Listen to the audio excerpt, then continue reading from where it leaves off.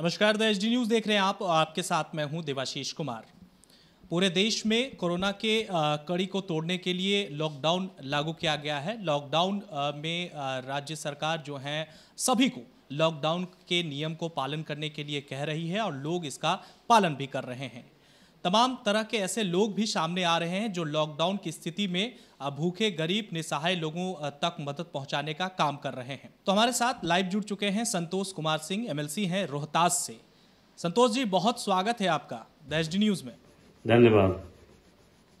संतोष जी, जिस तरह से पूरे देश में लॉकडाउन लागू है, लॉकडाउन का लोग पालन भी कर रहे हैं। राज्य सरकार अपने अपने स्तर पर लॉकडाउन पालन कराने के लिए नियम भी बनाई हैं। लोगों को अपील भी बार बार किया जा रहा है। मैं आपसे जानना चाहूँगा, अपने क्षेत्र में आप इसको किस तरह से देख रहे हैं? आपके अगर काम को देखा जाए तो आपने लॉकडाउन की स्थिति में, क्योंकि लॉकडाउन में सबसे ज़्यादा अगर ज़रूरत किसी को हो रही है तो वो रोज़मर्रा जो खाते कमाते लोग हैं उन तक जरूरत के चीजें नहीं पहुंच रहे हैं, जो खुद खास लोग ही कह रहे हैं। आपके द्वारा क्या कुछ कार्य किया जा रहा है अपने क्षेत्र में?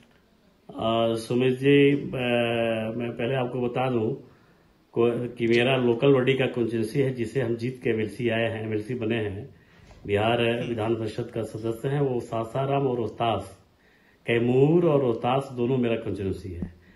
दोनों जिले में 11 विधानसभा आते हैं। 11 विधानसभा में हमको जो चुन के भेजे हैं विधान परिषद में, वो मेरे करीब 7,500 वार्ड सदस्य, त्रिस्तरीय पंचायत के सम्मानित प्रतिनिधि हैं। 22 तारीख को जनता कर्फ्यू के बाद जब माननीय प्रधानमंत्री जी ने पूरे देश में लॉकडाउन की स्थिति की, तो बाकी कई डॉक्टरों का टीवी चैनल और आपके चैनल के माध्यम से आया कि कोरोना से बचने के लिए सबसे बढ़िया और सबसे बड़ा तरीका है सोशल डिस्टेंसिंग। साथ ही साथ सोशल डिस्टेंसिंग के साथ आप घर में रहें, डिटॉल या ये अल्कोहल युक्त सैनिटाइजर का यूज करें, साबुन से कई हाथ धोवें, मास्क लगाएं, ग्लव्स लगाएं। मैंने त्रिस्तरीय पंचायत के सभी सम्मानित प्रतिनिधि, करीब 10,000 परिवार ऐसे हैं रोहतास और कैमूर में। मैंने एक वार्ड सदस्य, त्रिस्तरीय पंचायत के सम्मानित प्रतिनिधि हैं। 22 तारीख को जनता कर्फ्यू के बाद जब माननीय प्रधानमंत्री जी ने पूरे देश में लॉकडाउन की स्थिति की, तो बाकी कई डॉक्टरों का टीवी चैनल और आपके चैनल के माध्यम से आया कि कोरोना से बचने के लिए सबसे बढ़िया और सबसे बड़ा तरीका है सोशल डिस्टेंसिंग।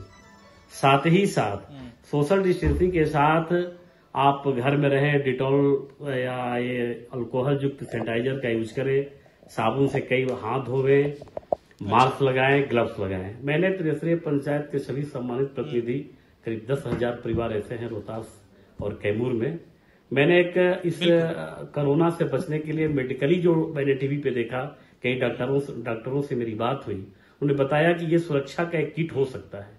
मैंने एक सुरक्षा का किट अवेलेबल किया जिसमें एक सैनिटाइजर, एक मास्क, एक ग्लव्स और डिटॉल साबुन। मैंने सभी 10,000 परिवार को मैंने बजाते सरकार से, प्रशासन से उसका परमिशन लेके गाड़ी मैंने अवेलेबल कराया और हर घर तक जाके एक सोशल डिस्टेंसिंग का पालन करते हुए, लॉकडाउन का पालन करते हुए मैंने घर घर तक पहुंचाया।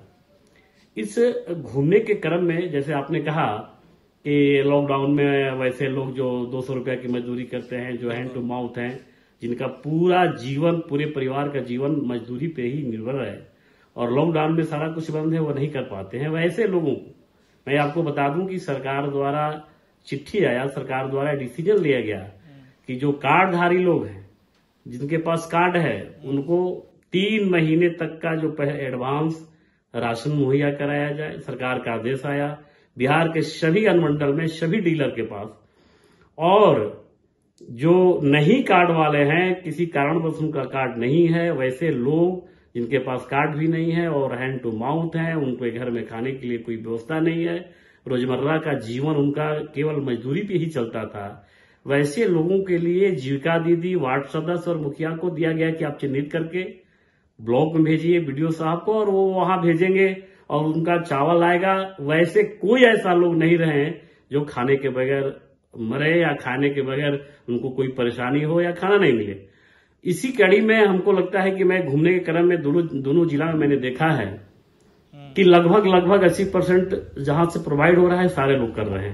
फिर भी बावजूद इसके कुछ लोग ऐसे हैं जिनको नहीं मिल पाता है, जिनका वो सूची बना के नहीं गया, टाइम से नहीं आया, वैसे लोगों को चिन्हित करके दोनों जिला में मैं एक राहत सामग्री किट बनाया। उसमें 5-10 किलो चावल, 5 किलो का ही बड़ा परिवार है तो 10 किलो दाल, 1 किलो तेल, सब्जी, एक हफ्ते का, 2 हफ्ते का, 3 दिन के लिए, 5 दिन के लिए हम लोग पूरा व्यवस्था करके वैसे चिन्हित लोगों के घर भी भिजवा रहे हैं, ताकि कोई भूखा न रहे। क्या बोल रहे थे? कब से आपने इसकी शुरुआत की संतोष जी? इसका शुरुआत जब प्रधानमंत्री जी के लॉकडाउन का घोषणा हुआ, घोषणा के बाद हमको लगता है कि 22 तारीख को और जनता कर्फ्यू के बाद फिर जब लॉकडाउन की स्थिति हुई उसके 2 दिन 24 या 25 से हम लोगों ने स्टार्ट किया है। 25 तारीख से हम लोग दोनों जिला में स्टार्ट किए हैं, हर घर में जाके और हर पंचायत में, चूंकि मेरा प्रतिनिधि होने के नाते हर पंचायत में मेरा एक कार्यकर्ता है, वार्ड है, सदस्य है, मैं सबको अपने तरफ से भी मैंने कहा कि आप लोग भी चिन्हित करके बताइए कि ऐसे कौन से ऐसे लोग हैं जो जिनके घर में खाना नहीं बन रहा है। वैसे लोगों को हम लोग हर संभव प्रयास करके बगल के घर वाले से, अपने से एक राहत सामग्री का एक पैकेट हम लोग बनवाए हैं और बनवा के घर घर हम लोग भिजवा रहे हैं। अच्छा सर, मेरा आपसे अगला सवाल ये है कि जिस तरह से आप बता रहे हैं कि जब से लॉकडाउन की शुरुआत हुई, जनता कर्फ्यू के बाद से आपने अपने क्षेत्र और साथ साथ आसपास के क्षेत्रों में भी जो लोग जिनको खाने पीने की ज़रूरत है, जो गरीब तबके के लोग हैं, उन तक आपने एक स्पेशल पैकेट के जरिए राहत सामग्री पहुंचाई। मेरा आपसे ये सवाल है कि आपके क्षेत्र में, चूंकि काफ़ी गाँव का क्षेत्र भी पड़ता है, अपने क्षेत्र में मेडिकल की सुविधाएं इस वक्त लोगों को नहीं मिल पा रही है, पटना आने में काफ़ी वक्त लग जा रहा है, तो ऐसे लोग जो मेडिकल की सुविधा लेना चाहते हैं, मेडिकल की सुविधा जिनको ज़रूरत है, उनके लिए आप क्या कर रहे हैं? मेडिकल की सुविधा के लिए तो जो एक्चुअली संक्रमित लोग हैं, देखिए एक बात तो जरूर है, आप इसको मानिए कि जितने हम लोग जागरूक हैं उससे गांव के कहीं ज्यादा लोग जागरूक हैं, और उस स्थिति में जो संक्रमित लोग हैं उसकी स्थिति में तो तुरंत हॉस्पिटल चला ही जाता है। लेकिन जो मेडिकल के लोग हैं, जो मेडिकल वाले हैं, जिसको कुछ और बुखार हो गई, कोई दूसरा रोग हो गया, कोई माने प्रॉब्लम आ गई, वैसे लोग तो हॉस्पिटल में जा ही रहे हैं, घर में कोई व्यवस्था है तो कर ही रहे हैं। और हम लोग चाहते भी, हम लोगों के नोटिस में जो आ जाता है तो अपनी गाड़ी से या किसी तरह से फोन करके हम लोग वहां भिजवाते हैं। 24 आवर आपका हॉस्पिटल, 24 आवर आपका एक डॉक्टर हर हॉस्पिटल में, हर पीएससी में, सदर अस्पताल, अनुमंडल अस्पताल में हर जगह प्रोवाइड किया, बैठा रहता है, 24 आवर नौकरी वो ड्यूटी करता है। तो कोई भी जाता है उसमें कोई, हमको मेरे हिसाब से मेरे इलाके में इस तरह की कोई दिक्कत नहीं है कि जो मेडिकली जो सुविधा लेना चाहता है, किसी तरह की तबीयत खराब है, वो नहीं करा पा रहा, ऐसे मेरे जानकारी में अभी नहीं आया है। अच्छा सर, हम ये जानना चाहेंगे कि जैसे हमने भी खबर चलाया और उस खबर पर एक्शन भी हुआ, प्रमुखता से कल हमने वो खबर दिखाई है। जहानाबाद का ये मामला है, शायद आपके भी प्रकाश में आया होगा कि जहानाबाद में ऐसी स्थिति है गरीब बच्चों की कि वहाँ राशन समुचित व्यवस्था में नहीं पहुँच पा रही है, खाने पीने को गरीब के जो बच्चे हैं उन तक मुहैया नहीं हो पा रही है। ये हम नहीं, ये खुद वो बच्चे कह रहे हैं। जब हमारे संवाददाता वहाँ पर पहुँचे तो उन्होंने ये देखा कि वहाँ लोग मेढक पकड़ कर खा रहे हैं। इस पर आप क्या कहेंगे? ऐसी तस्वीरें जब सामने आती है तो कहीं ना कहीं तो मानवता को शर्मसार करने के साथ साथ एक सवाल भी उठता है। इस पर आप क्या कहेंगे एक जनप्रतिनिधि होने के नाते? देखिए, एक बात तो मान के चलिए कि मेरे हमको वहां के बारे में कोई ऐसी जानकारी नहीं है, और आपके चैनल के माध्यम से हमको अभी पता चला कि वहां के बच्चे मेढक खा रहे हैं, और संवाददाता ने पूछा तो कह रहे हैं कि नहीं, हमको खाने के लिए कुछ नहीं है। ऐसा अगर है, हमको तो पता नहीं है, लेकिन अगर ऐसा है तो वहां के जो जनप्रतिनिधि हैं, जो स्थानीय जनप्रतिनिधि हैं, उनकी बिल्कुल लापरवाही है। हमको नहीं लगता है कि सरकार इतनी संवेदनशील है कि एक जरूरतमंद, चाहे वो गांव में हो, झोपड़ी में हो, झुग्गी में हो, या समाज के अंतिम पंक्ति में कोई भी खड़ा लोग हो, उसको मुहैया नहीं हो जाए। फिर भी बहुत सवाल उठते हैं सर। आप कह रहे हैं कि ज़रूरतमंद तक सवाल पहुंच रहे हैं। आपने खुद पहले कहा कि राशन का जो है आप खुद जिनके पास राशन कार्ड नहीं है उनको चिन्हित कर कर दे रहे हैं, लेकिन बहुत सारे जगहों पर ऐसा नहीं हो पा रहा है क्योंकि ये आम पब्लिक ही कह रहे हैं कि उन तक सामान नहीं पहुंच रहा है। उन पर क्या कहेंगे आप? देखिए सुमित जी, एक बात ऐसा है कि हो सकता है कि समय से नहीं गया हो, समय से सरकार का जो गाइडलाइन था उसमें उसको चिन्हित करके परिवार का सूची बना के बीडीओ को देना था, बीडीओ फिर डीलर को देके और चावल और राहत सामग्री को प्रोवाइड कराना था। उस परिस्थिति में कहीं देर से गया हो या कोई छूट गया हो, कहीं ना कहीं वो नीचे के जो हमारे प्रतिनिधि हैं उनकी कहीं ना कहीं लापरवाही हो सकती है, इसको मैं मान सकता हूँ। अच्छा, बाकी हाँ बोला जाए। अच्छा, एक महत्वपूर्ण सवाल, प्रधानमंत्री ने लॉकडाउन लागू किया ताकि कोरोना के इस चेन को सब लोग तोड़ पाएं, बाहर ना निकले, बार बार अपील भी कर रहे हैं, आप लोग खुद जनता को बता रहे हैं कि घर पर रहें, सेफ रहें। प्रधानमंत्री के इस कदम को क्या कहेंगे? पहले जनता कर्फ्यू, उसके बाद उन्होंने ताली बजवाई, फिर दीप जलवाई। आप एक जनप्रतिनिधि होने के नाते उनके इन फैसले को किस तरह से देखते हैं? सुमित जी, हम क्या बताएंगे, पूरा विश्व, पूरा वर्ल्ड कर रहा है मोदी जी मोदी जी मोदी जी मोदी जी। मोदी जी ने जो डिसीजन लिया, हाथ जोड़ के और सशक्त नमन करूंगा अपने प्रधानमंत्री आदरणीय नरेंद्र भाई मोदी जी को कि जिन्होंने इतना कड़ा डिसीजन, इतना पहले डिसीजन लिया कि आज जो ग्राफ है जो कोरोना का जो बढ़ रहा है, घट रहा है, उस स्थिति में आज बिहार विश्व में कितने ऊंचा है, कितना सम्मान मिला है इस डिसीजन का, ये मैं नहीं पूरा विश्व कर रहा है। रही बात कि मोदी जी, मैंने तो देखा था, मैं तो एक अभी तक बचपन से मैंने दिवाली देखी थी और दिवाली के दिन मैंने दिवाली देखा था, लेकिन दिवाली के अंदिने में जब दिवाली नहीं हो तो वैसी दिवाली देखी थी कि अभी तक मैंने पूरे अपने लाइफ में वैसा दिवाली नहीं दिखा था जैसे प्रधानमंत्री जी को पूरा देश सहयोग किया, कदम से कदम मिला के, चाहे वो ताली का हो चाहे वो दिवाली का हो।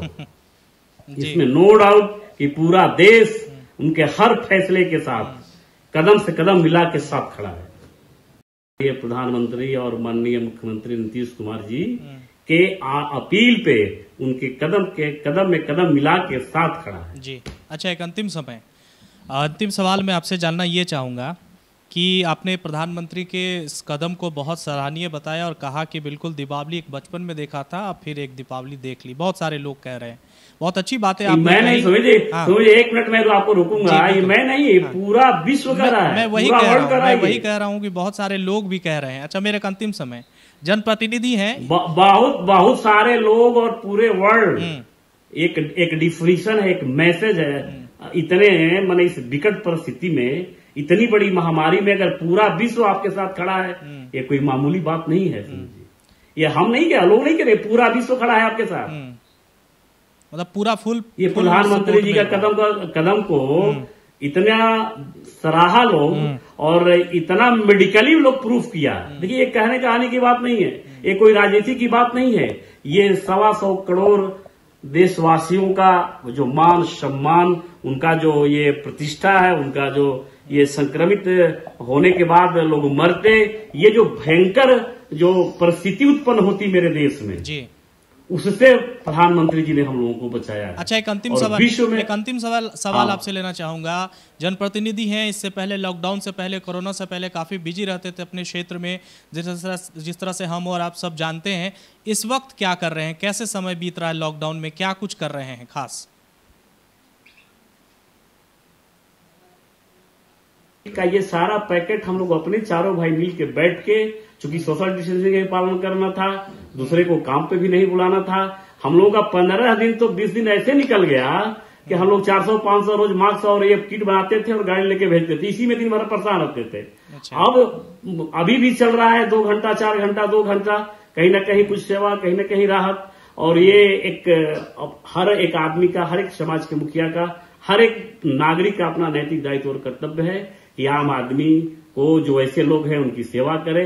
ये नर सेवा है, इससे बड़ी कोई सेवा नहीं हो सकती, इससे बड़ी कोई तपस्या नहीं हो सकती। और रामचरितमानस में तो यहाँ तक तुलसीदास ने कह दिया है कि परहित धर्म सरस नहीं भाई, पर पीड़ा तनाव धमाई। तो ये करने में बड़ी आनंदित हो रहा है और लगता है कि मैंने इस संकट की घड़ी में लोगों के लिए किया, कुछ उनका दुख जो है कुछ बांटा, उनके सुख दुख में मैं शामिल रहा और यही सोचते यही काम करते पूरा समय निकल जाता है। अभी तक नहीं लगता है कि हम लोगों के लिए लॉकडाउन है, हम लोग घर बैठे हैं, किसी तरह का प्रॉब्लम है या बाहर घूमते, हमको संतुष्टि है अपने आप से। बिल्कुल, बहुत बहुत शुक्रिया और बहुत धन्यवाद आपको पूरे हमारे टीम की तरफ से कि जिस तरह से आप अपना क्षेत्र में इस तरह का काम कर रहे हैं, गरीबों को खाना खिला रहे हैं, मेडिकल की सुविधाएं उपलब्ध करा रहे हैं। ये बिल्कुल एक कोरोना योद्धा का काम इस वक्त आप कर रहे हैं। बहुत बहुत शुक्रिया हमसे बातचीत करने के लिए। धन्यवाद धन्यवाद धन्यवाद धन्यवाद।